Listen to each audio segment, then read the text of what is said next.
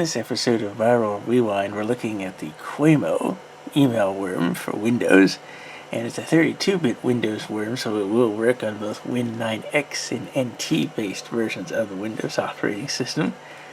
And we've got our little dialog box here looking at our properties. So we see it's roughly a 56 kilobyte installer file, at least that's what we can gauge from the icon here. If we look at our version history, it says 1.0. It says its internal name is Quake 4 Demo, and this is going to matter here in a little bit. Language is English, again Quake 4 Demo exe. Product name is Project 1, so that gives a little more clue into this, because this was written in Visual Basic script, so this was probably written in the Microsoft Visual Basic Studio or something like that. So anyway, let's close that out. We have a couple of sacrificial files here on the desktop because these are also going to come into effect here with the Quamo email worm.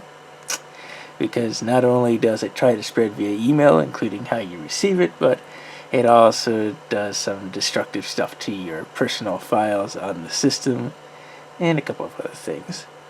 So again, here is our worm, but as I said, the original name matters, so I'm going to change it to Quake 4 Demo.exe.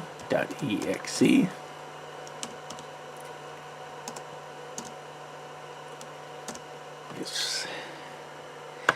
And we're being helped out by a couple of things for this email worm. As usual, we have the Mercury 32 mail server, we have Microsoft Outlook so we can show its emails, and we also have TinyWatcher installed on here. So we will be looking at that because that will also show us where all the changes are made. So all these sacrificial files, if we look at them like this, Microsoft database has an address book from a sample database from Microsoft Office, a sales HTML document that has a couple of active stuff in it.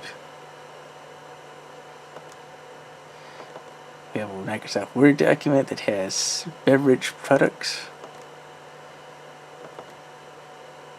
We have an Excel document that has some macros. Again, it's a sample file from Office 2000 here. And then we have a little thing of Windows 98 SE tips and tricks. And all these files will change. And as you see, it's Microsoft Database, hypertext documents, Microsoft Word, Microsoft Excel, text documents. It also will infect .exe and .ocx files, and that's where TinyWatcher helps to find where those are so we can look at them.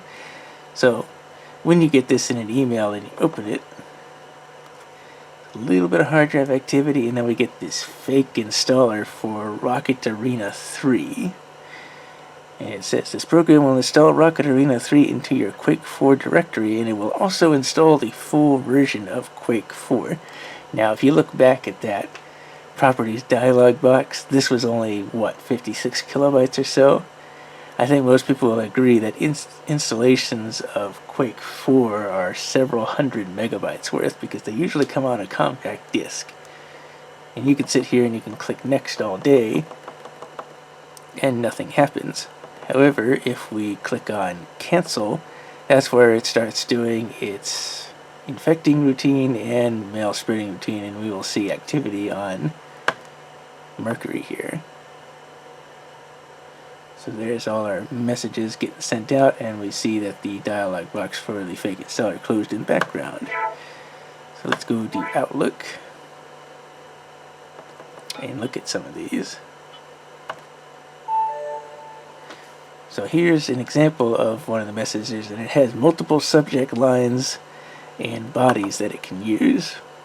So this one here says, yes, something I can share with you. Hey you, take a look at the attached file. You won't believe your eyes when you open it. And you see it's attached honey.exe. This is one of 3 names that the Quamo email worm uses. It uses honey.exe, setup.exe, and then the one that we started all this with, Quake 4 Demo.exe. And each of the messages it sends is different. So our other addresses should have different subject lines and different bodies and possibly different attachments. So let's see, we saw that one. So this one says, I know you will like this. Has the same body. It also says honey on this one. Let's see, look at another inbox. This one says, wait till you see this. And this one has a different body. Did you see the pictures of me and my battery-operated boyfriend? And this one has setup.exe attached to it. And then let's look at the last one. Something very special. And again, this has another different body on there. My best friend, this is something you have to see. Till next time. And this one has honey.exe attached to it. So anyway, let's see if any of these files changed.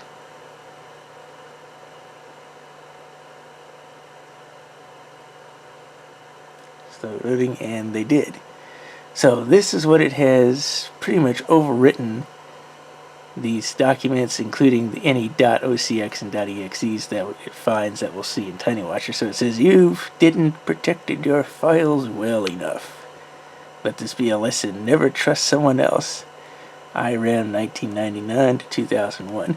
And this is one of the alternate names for this. Sometimes it's also called the Eiram worm, according to some other virus people. So test. So that document's been overwritten. Let's look at the Excel document. It's been completely overwritten. How about our text document? Oh, text document's gone. How about our sales HTML? Yep, that one's gone. And we probably can't open the database. Nope, unrecognized database format. Now we can confirm that it's been overwritten because the files are all 119 bytes. That's the size of the infection that it takes. Or I should say the overwriting content. And we can prove that that database has been overwritten just by dragging it into Notepad. There. And we had the same thing there. So now let's bring up TinyWatcher.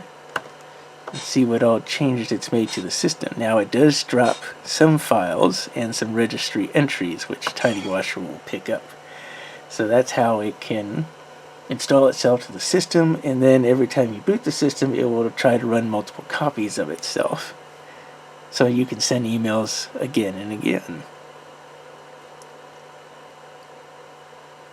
So TinyWatcher getting opened. And we can see there's some more activities. It hasn't quite done the overwriting portion of any .ocx and .exe files quite yet. So we'll restart the computer to see that, but you see it's dropped setup.exe and honey.exe that we've seen in the email attachments into the Windows directory, and it's created this Eiram directory on the C drive. Let's go to Explorer, and if we look there, it has dropped Quake4demo.exe, which is the file we started with. And it's made all these registry entries that all point to that dropped file. And it's got, let's see, 3 of them pointing there. And then one of the interesting things is that it also, if you see here, it has registry entries pointing to drive F to run the Quake4demo.exe 3 times. Now this is kind of, I don't know if it's a bug or an oversight on the programming, but if drive F exists that it's writable to, it will drop it there as well. Now drive F is actually the optical drive on the computer here. So if you had a drive that could be written to that was drive letter F, whether it be a network share or something like a zip drive or another internal hard drive partition or something like that, it would also drop it there and try to run it. So we don't quite have the infections of any .exe or .ocx files yet. So let's go ahead and restart the computer, and then we can see those registry entries go into effect.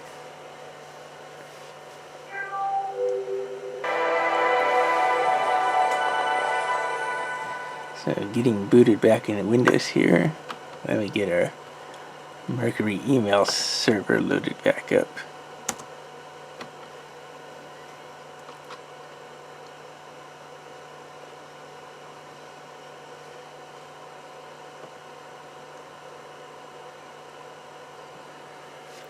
There goes Tiny Watcher running some checks, and then you see Rocket Arena 3 has come back up at least twice. And that's because of those registry entries that Quamo has put into the Windows registry, so it starts up every time with Windows. Can't wait for Tiny Watcher to finish here to see if it shows anything. So, have our email system back up.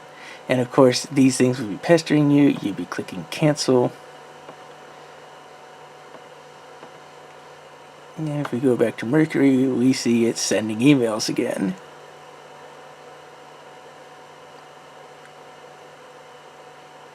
Once it finishes sending all those, then the dialogues you see close.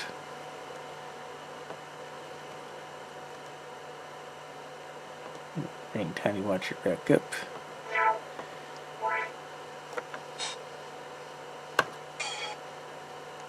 So let me close this out. We'll run it again. We'll go to Microsoft Outlook, and we'll probably have several more new emails.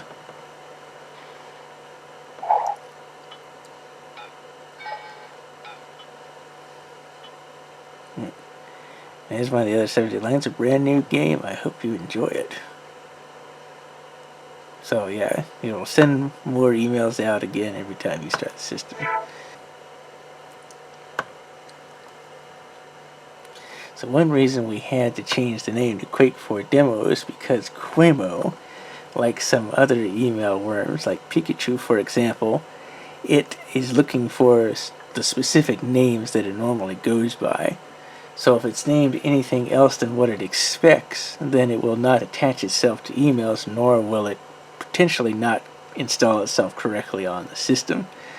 So I've already cleared the virus out, or at least most of it, with Tiny Watcher. I'm going to rerun it again here. So I'll bring up our fake installer, click cancel, starts doing emails. You see that it went through pretty quick there this time. Let's send and receive. And now you see we've got the email. And there's another body. You like games like Quake, you will enjoy this one. But you see we don't have an attachment here because the file that it's looking for is not present. And I believe that's probably because it's not in the folder anymore. So our dropped file is blank there, so the file doesn't exist for what it's looking for. So that's again one of the oversights, is that it doesn't have any checks if the initial file name is different. Right, from this does anything.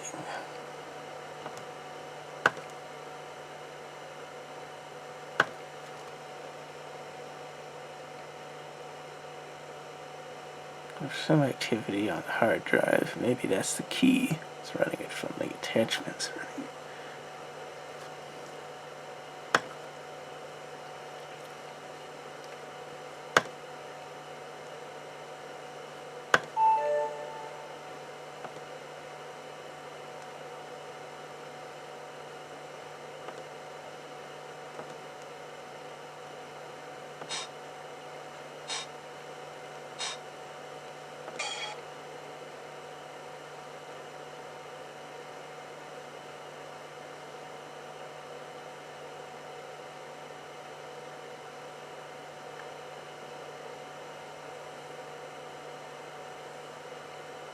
There it is.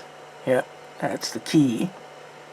So you have to run the worm from the attachments out of Outlook there to get it to do its overriding of .exes and .ocx files. And as you see, they're here in the Windows system directory.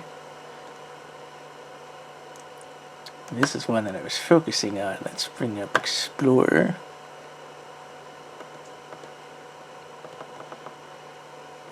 And of course, since they're overwritten, they will not work anymore. So here's the file, and if we look at its properties, we'll see it's 119 bytes, which is the same size as all the other overwritten files we've looked at. And it's classified as not a valid Win32 application. And of course, if we were to look at it in Notepad, we'll know what it's been filled with. Same messages. So I think we've pretty much got the hang of the Quamo email worm. So when you receive it in an attachment there and you run it from Outlook, it overwrites your .exe and .ocx files in the C Windows system directory. And of course it will also overwrite all your personal files, whether they be Microsoft Access, Excel, and Word documents from Office, or if you've got any kind of web files, .htm, .html, or .txt text files, they will all be overwritten with that little thing of text. So yeah, it can be a fairly damaging email worm. So that's pretty much it for the Quamo email worm.